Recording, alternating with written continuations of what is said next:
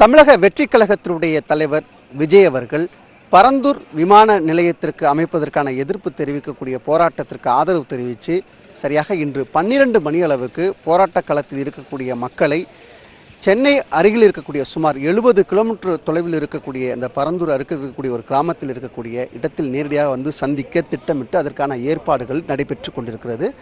இதற்காக காவல்துறையினர் தொடக்கத்தில் வந்து இதற்கு எதிர்ப்பு தெரிவித்து இதற்கான அனுமதி கொடுக்க முடியாது என்று தெரிவித்திருந்தார்கள். நேரடியாக போராட்டம் நடைபெற இருக்கக்கூடிய இடத்திற்கு அனுமதி கொடுக்க முடியாது அப்படின்னு சொல்லியிருந்தாங்க.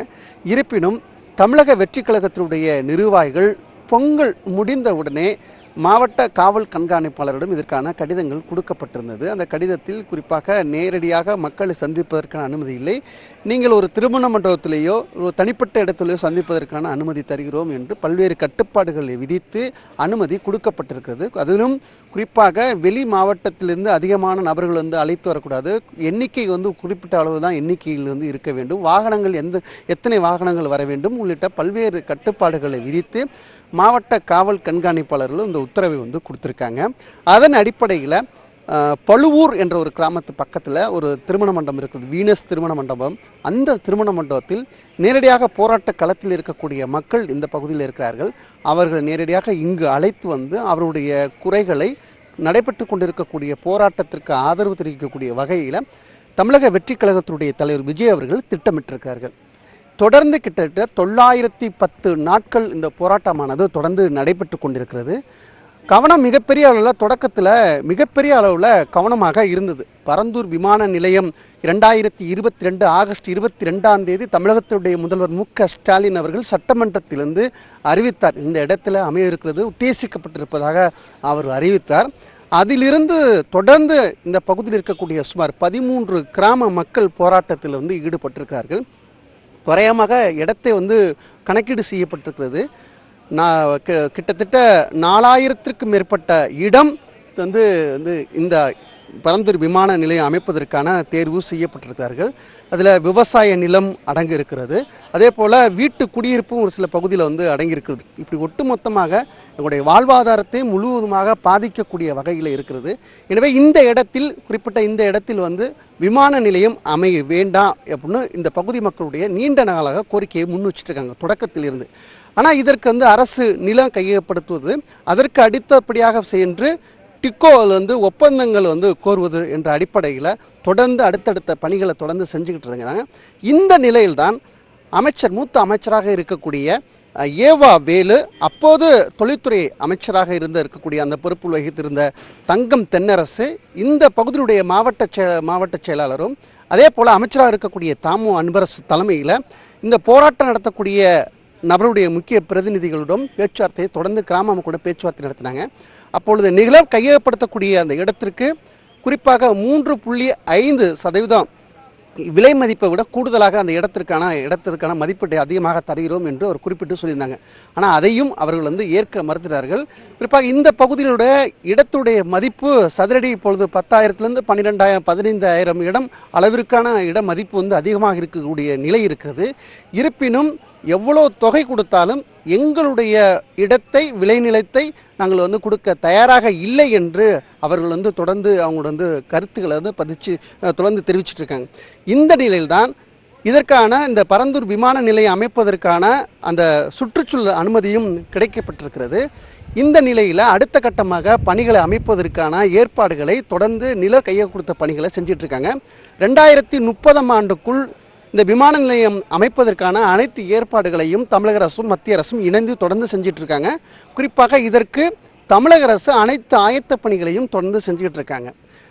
இந்த விமான நிலையம் அமைந்தால் கிட்டத்தட்ட சென்னை விமான நிலையத்திலிருந்து இதற்கு வந்து அங்கு வந்து 1980ஆம் ஆண்டிலிருந்து தொடர்ந்து மற்றொரு முனையம் இருந்தால் சிறப்பாக இருக்கும். கூடுதலான பயணிகள் வந்து செல்கிறார்கள். கார்கோவில் அதிகமான பொருட்களை ஏற்று வந்து இறக்க முடியாத சூழல் இருக்கிறது. ஏன்னா அருகில் வந்து ஒரு விமான நிலையம் அமைந்தால் இன்னும் கூடுதல் சிறப்பாக இருக்கும் அப்படின்ற ஒரு எண்ணத்தில் தமிழக அரசு தொடர்ந்து அந்த பணிகளை செஞ்சுக்கிட்டு இருக்காங்க. இந்த இடத்துல அமைஞ்ச பிறகு சுமார் 1 வருடத்திற்கு ஒரு 10 கோடி பயணிகளை ஏற்றி இறக்குவதற்கான திட்டமிடும் ஈடுபடுகிறது. 2 விமான தளங்கள் அது ஓடுபாதை அமைப்பதற்கான ஏற்பாடு செய்யப்பட்டிருக்கிறது. நிறைய விமானங்கள் நிறுத்தி வைப்பதற்கான அந்த ஏற்பாடுகளும் அந்த விமான நிலையத்தில் அமைப்பதற்கான கட்டமைப்பு உருவாக்கப்பட்டிருக்கிறது. அதே போன்று கார்கோவில் பொருட்களை ஏற்றி இறக்குவதற்கு இந்த அதிகமான பொருட்களை டன் கணக்கில் கொண்டு வந்து இறக்குவதற்கான ஏற்பாடுகளையும் செய்ய திட்டமிட்டு அந்த விமானம் அந்த அளவுக்கு கட்டமைப்பதற்கான சுமார் 20,000 கோடி ரூபாயில் கட்டமைப்பதற்கான பணிகளை தமிழக அரசும் மத்திய அரசும் இணைந்து தொடர்ந்து செஞ்சிட்டு இருக்காங்க. ஆனால் இங்கே இருக்கக்கூடிய 13 கிராமத்தினுடைய பொதுமக்கள் எங்களுடைய வாழ்வாதாரம் முற்றிலும் பாதிக்கப்படும். எங்ககிட்ட இருக்கிறது 25 குழி, 30 குழி, 40 குழி, 2 ஏக்கர், 3 ஏக்கர் அந்த மாதிரி இடத்துல தான் நாங்கள் வச்சுருக்கோம். அந்த இடத்தை எங்ககிட்ட இருந்து வாங்கியிருந்தால் இங்கிருந்து நாங்கள் எங்கே போயிட்டு அடுத்த வேலைகளை செய்வது? எனவே இந்த இடத்தை எங்களால் தர முடியாது. இயல்பாகவே நாங்கள் இங்கே இருக்கக்கூடிய மக்கள் தலைமுறையாக நாங்கள் இங்கே இருந்து கொண்டிருக்கிறோம் அப்படின்னு தொடர்ந்து போராட்டத்தில் ஈடுபட்டிருக்காங்க. ஒவ்வொரு போராட்டமே ஒவ்வொரு வடிவில் இருந்துச்சு. தொடக்கத்தில் அவருடைய உண்ணாவிரத போராட்டம், கண்டன போராட்டம், சாலை மறியல் போராட்டம், இப்படி ஒப்பாரி வைக்கக்கூடிய போராட்டம், இப்படி ஒவ்வொரு நாளும் ஒவ்வொரு விதமான போராட்டத்தில் தொடர்ந்து ஈடுபட்டு கொண்டிருந்தார்கள். தற்போது போராட்டமானது 910 நாட்கள் போராட்டமானது நடைபெற்று கொண்டிருக்கிறது. இப்படி தொடர்ந்து தொடக்கத்திலிருந்து 918 நாட்கள் தொடர்ந்து போராட்டத்தில் நடைபெற்று கொண்டிருந்த இந்த வேளையில் தான் தமிழக அரசுடைய அதே போல மற்ற எந்த ஒரு கவனங்கள் இல்லாத இருக்கக்கூடிய இந்த நேரத்தில் தமிழக வெற்றி கழகத்துடைய தலைவர் விஜய் அவர்கள் இதற்கு அவருடைய தீர்மானத்திலேயே அவருடைய அந்த அரசியல் கூட்டத்திலே அரசியல் அந்த மாநாட்டிலே தெரிவிச்சிருந்தார். மக்கள் விரோத செயலுக்கு நாங்கள் எதிர்த்து நிற்போம் அப்படின்னு சொல்லியிருந்தாங்க. தொடர்ந்து மக்கள் போராடி கொண்டிருக்கக்கூடிய நிலையில் நேரடியாக மக்களுக்கு ஆதரவு தெரிவித்து அந்த போராட்ட களத்தில் நிற்கக்கூடிய சூழல் உருவாகி இருக்கிறது. எனவே இதற்கு முன்பாக தொடக்கத்தில் மாநாடு அறிவித்து பல்வேறு கருத்துக்கள் தொடர்ந்து அவர் மீது வைக்கப்பட்டது, விமர்சனங்கள் வைக்கப்பட்டது. எப்படின்னா மக்களை போய் நேராக சந்திப்பதில்லை அவர் அப்படின்னு சொல்லியிருந்தாங்க.